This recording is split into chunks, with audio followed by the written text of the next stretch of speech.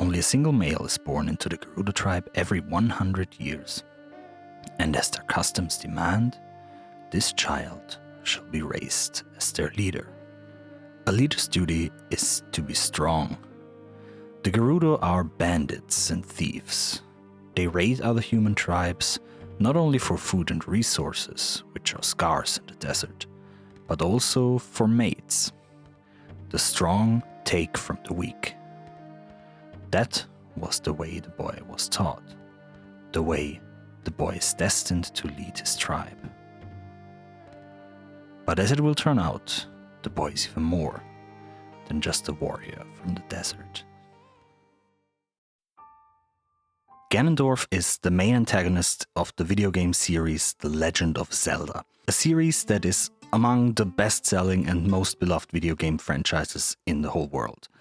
I myself have been playing Zelda games since 1998, and in my mind Ganondorf has become almost an archetypal villain figure, as the likes of Darth Vader and Sauron. The pig monster Ganon was introduced as the final boss in many early Zelda games, the figure being an interpretation of the character Jubaji from the Chinese folktale Journey to the West. In A Link to the Past, we first hear about a man called Ganondorf Dragmire, who leads a band of thieves that was able to enter the sacred realm and take the Triforce. The Ganondorf most people recognize first appeared in Ocarina of Time as the king of the Gerudo, an all-female tribe of thieves and raiders from the desert. His green skin and red-orange hair became the typical style that was used for most game appearances since then, where he was often revealed to pull the strings behind destruction and conflicts. The most extensive lore on Ganondorf so far can be found in the newest games, Breath of the Wild and Tears of the Kingdom. Here Ganondorf too is the king of the Gerudo tribe, who seeks to conquer the newly founded lands of Hyrule. After he acquires a secret stone of the Zonai by assassinating Queen Sonia, his powers grew extensively, and he takes on the moniker of Demon King, now also commanding a variety of dark creatures. When he encountered Rauru, the first king of Hyrule, in battle, the latter sacrificed himself to seal the Demon King underground. This was later known as the Imprisoning War. Rauru's followers built a castle over the site to make sure the evil force is kept at bay, for the seal was not perfect. The dark powers of the Demon King manifested as a monster the Hylians named Calamity Ganon. However, the Hylians were prepared, and together with the mysterious Sheikah tribe, they constructed an army of machines, probably adapted from technology taken from the Zonai, to face Calamity Ganon in battle and subdue him. Whilst being victorious, the royal family of Hyrule and the Sheikah knew that the peace they won would not last forever, and prophesied the return of the Calamity. So they hid their machines and waited.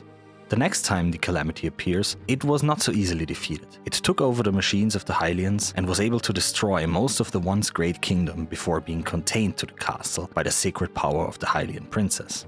100 years later, a hero awoke and set things in motion to once again defeat the monster of Calamity. With much of the knowledge and history of the Hylians lost and the castle destroyed, no one really knew what causes the rise of this evil, if it will happen again, and when. So the princess and the hero went on an expedition underneath the castle, where they found and awoke the sealed Demon King, setting in motion the plot we play through in Tears of the Kingdom. In the end, Ganondorf swallows the secret stone of the Zonai and turns into a dragon, before finally being defeated by the hero and the princess. In many games, Ganondorf is shown as the chosen vessel for the Triforce aspect of power, and power is ultimately what drives him. It is important to note that Ganondorf's intentions were always to conquer, not to destroy. He wants to take the lands and shape them after his will, but Ganondorf was never meant to be questioned.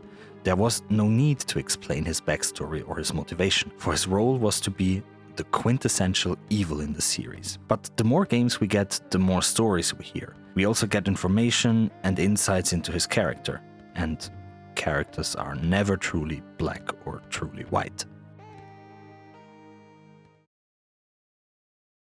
Shortly after the world was formed into being, a mighty creature was born from it. It broke free from the ground and threatened to lay waste to everything around it. This was Demise, the king of demons. Demise wanted to take over the world and shape it after his wishes.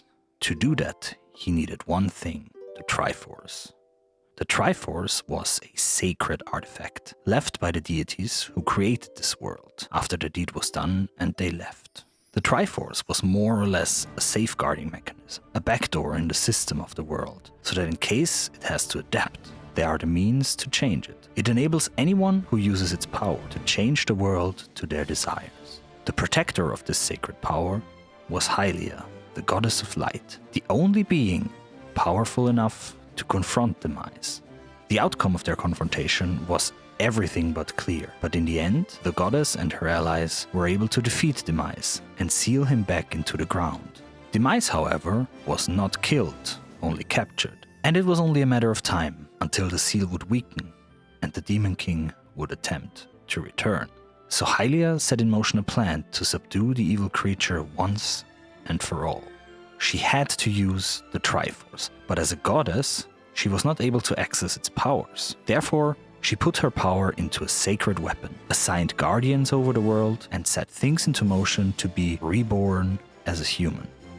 This plan seemed to work out brilliantly. As Demise researched, Hylia, reincarnated as a girl in Zelda, with the help of the Triforce and a brave hero, was able to defeat Demise once and for all.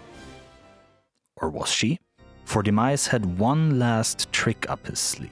With his last power, the Demon King cursed the goddess and the hero, and swore that his malice will be reborn and follow them forever. There are a lot of fascinating things I want to talk about, both in the Zelda universe and with other media. I still think there is a lot of stuff about the Sheikah, for example, so if you don't want to miss those, subscribe to my channel to stay up to date. The long ears of the Hylians are said to be a symbol of their connection to their goddess. They are supposed to let them hear her voice and listen to her guidance. For most of their existence, the Gerudo did not have this trait. The Gerudo followed the teachings and ideals of the 7 heroines, who are also sometimes referred to as 7 sages. They represent a set of values that are important to the Gerudo.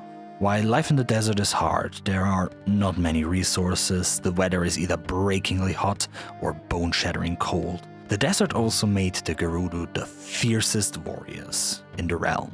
They are tall, proficient with swords, spears and bows, and utterly disciplined. Not because this is something they want to be, but because the desert demands it. The same is true for their leader, Ganondorf. While certainly relying on his strength and his inherent power, Ganondorf is cunning and very confident. He never questions himself and his decisions. For this is why his followers look up to him. In the desert, light is danger. Stay in the light for too long and you will be hurt. In the desert, you find safety in darkness, in caves among structures that shield you from the light and sometimes even allow you to control the light. The Gerudo have emergency bunkers and temples within caves and inside of rocks, away from the burning pain of light.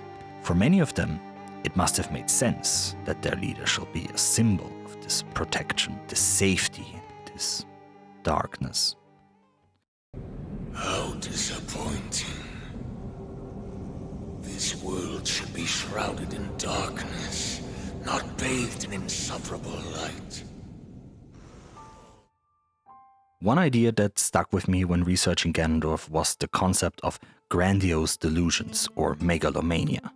This usually describes people who hold themselves at an extraordinary high status, considering themselves special and better than others. However, from what I have read, one of the most important aspects of megalomania is that those thoughts are often not grounded in reality. An example would be someone running around town claiming to be Jesus. But within the rules and boundaries of the fictional universe and the fictional characters we are examining, this is not necessarily the case. For all we know, Ganondorf is the most powerful individual in this world, and he has proven many times that he is very aware of himself and able to evaluate situations objectively. At times, Ganondorf seems actually very stoic and goal-oriented. A more interesting way to describe Ganondorf's character might be grandiosity, which refers to a lighter, not necessarily pathological way of thinking very highly of one's own skills and ideas, that can be more grounded in reality.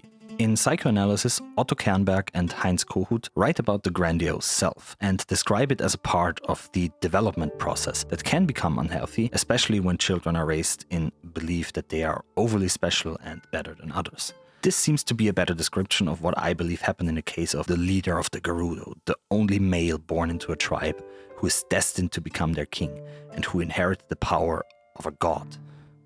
This is what makes Ganondorf evil.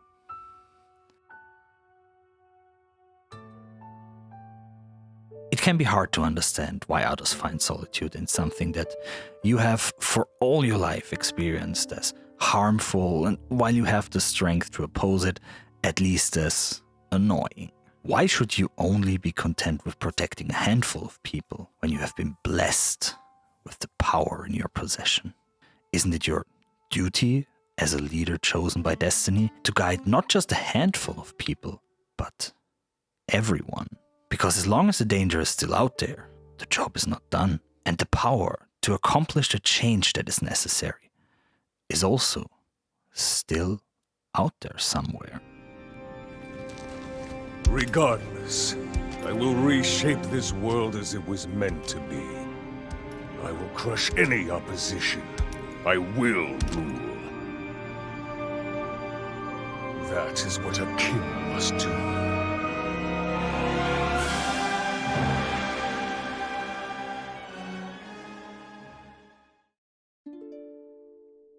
Thank you for watching. This video was a bit different to what I usually make. I tried to, rather than simply analyzing it like usual, to tell a bit of a story, similar to what Vatividya does with his Prepare to Cry series. Because I do believe that stories provide another way to engage with a topic and to learn about something.